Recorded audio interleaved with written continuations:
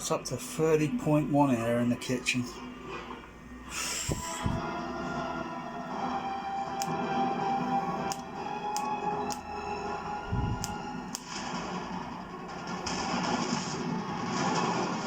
That's just the matrix 424 going through the THX. I could do so many sound formats here, so many of them that I couldn't even begin to think of doing. This temperature 30, it's too much, too bloody unbearable. Yeah, I've got a bloody reading of that. I knew it would be something like this. Flipping out, it's baking in this kitchen.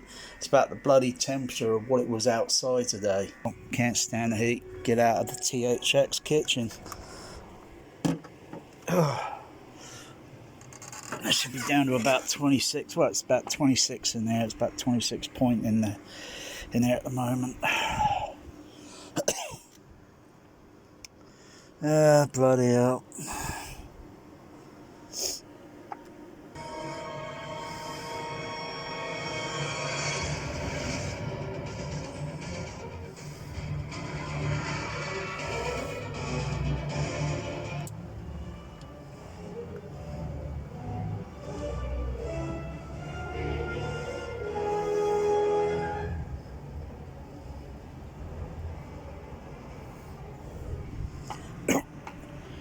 Something with the overhead. I mean, it sounds good here in the middle of the room. Because just like in real life, any sound in real life, okay, real life, reality, you know, something that most people haven't even cottoned on to the fact of yet reality, because they believe all these Atmos movies. I mean, with Atmos overhead, I mean overhead surrounds. I mean, they believe it to be all real. I mean, I can't believe it, you know. But just like anything with physics, you know, the further that you move back, the less and less the sound will get. I mean, I could still sense the overheads in the back row, but diffused. It's there, but it's diffused. Just as if it would be like in real life, two people across the road having a conversation, and they would not sound independently individual like this, moving around. They would be more like that, two together. So it sound monaural, get closer and closer and closer, and then you can hear them yabba yabba yabba talking, you know, left to right, every time rival frequency reflections coming at your ears through the air particles, through the air, depending on the temperature, of course. You know, well, we don't really can speak that high, but when you kind of go do that, inhale, or the opposite, that sound is almost like white noise, going to reach right up to about 20,000 kilohertz. I've shown it before in a past video on the RTA, where it goes, and I'm thinking, wow, you know, I could do 20,000 kilohertz or more. Anyway, so you know, two people across the road, you know, and they're like, they sound like mono, just like these bloody boring movie sound mixes, for Christ's sake. You know, you got performers on the screen so close up with the camera and all this stuff shit, and yet the bloody voices, all that talent mixing dumped into the center channel, ludicrous. What a total waste of my listening time, not to mention it, waste of the mixers' time mixing, you know, because they just spent, you know, the best of their talent just to dump it in the center and not even give a director a suggestion. Maybe we should do this, you know, so it would sound more, you know, lifelike. Almost. I mean, can't be exact and perfect and all that. I was thinking of doing some little things, but then, you know, it's just a gimmick at the end of the day, you know, these mixers. You know, I was thinking of putting these Dayton, what do you call the blooming thing now? Dayton Exciter. It's just another form of a bass shaker sort of thing, but a bit smaller. And usually when it's applied to certain surfaces, certain materials, a combination, you get sound. It's just like a flat panel speaker. It sounds like a flat panel speaker.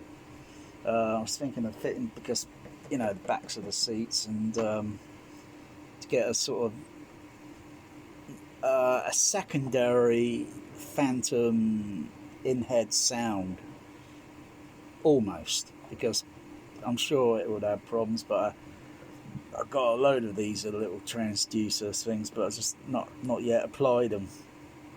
Now that I'm doing the video, I might think about doing that as a little project, see what I can get from it. But I've got enough amplifiers there. I was just thinking, I've got enough amplifiers to do it.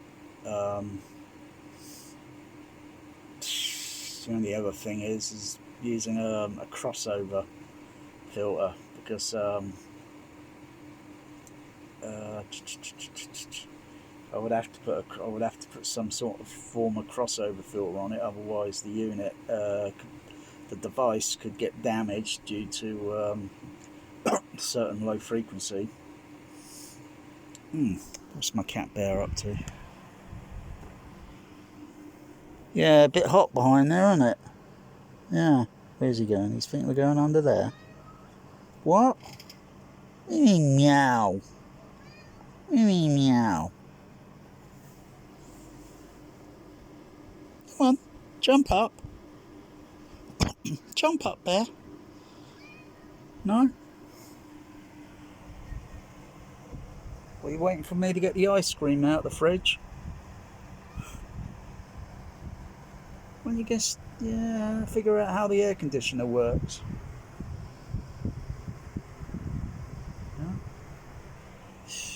Yeah. Let's see if it captures the sound from this row to the back row of the... I'll do that again with the SRB sap.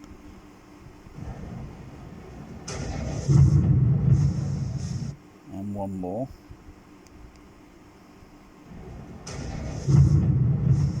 Now I'll go to the back row. Okay, again.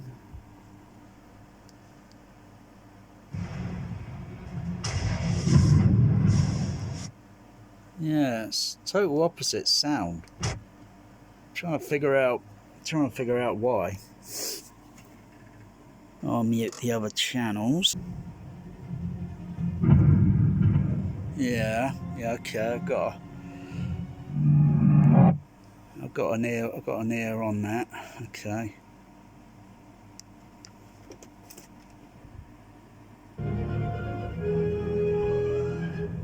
And no, the OLED's only designed for the front row.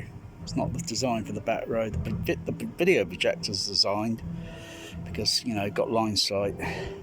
When it's a scope movie playing, it just clears the top of the OLED. Yeah, I can hear that clearly, a little bit more. I can hear that a little bit more clearly. So there's something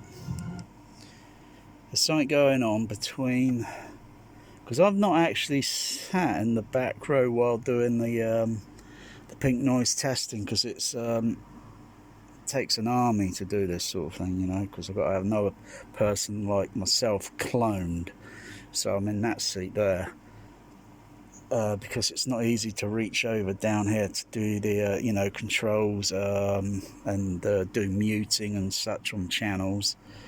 But I can tell what's going on, and maybe what's going on along with the surround array. I can tell what's going on there in terms of competition from the other sound.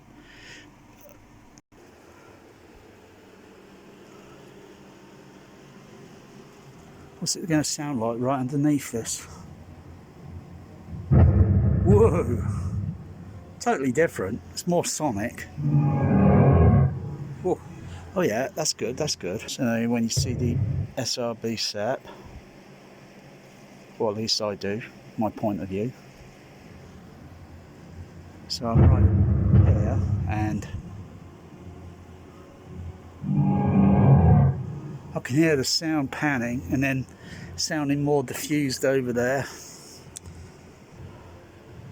Let's stand over here to the side wall.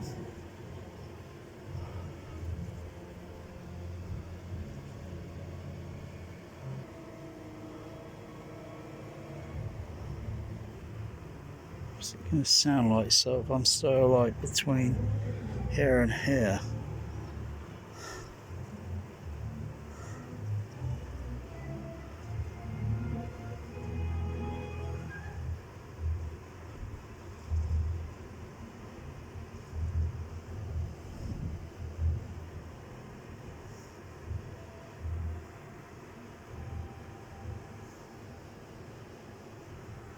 That's where the music pan mostly over there. So, oh wow. Oh, oh wow. Well, that sounded pretty different going from there. That's from there the sidewall, but that separation on the to get the phenomena of standing waves. Oh wow. Oh, that boom there, that's pretty good. Oh wow. Try the opposite side of the room. Still pretty good. Wow, that kind of sort of went whoosh, like sort of that way. So, oh yeah. The thing is, I'm not Superman. I can't defy gravity. I'm not up there in the air travelling at nearly Mach 3.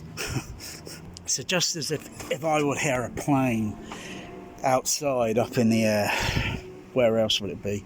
And it's approaching. It's distant.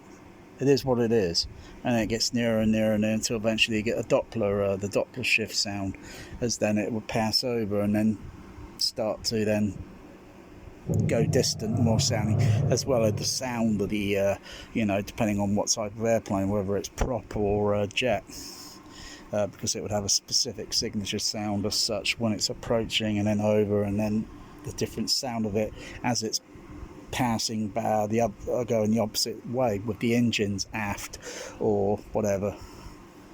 Anyway, it's all boring stuff.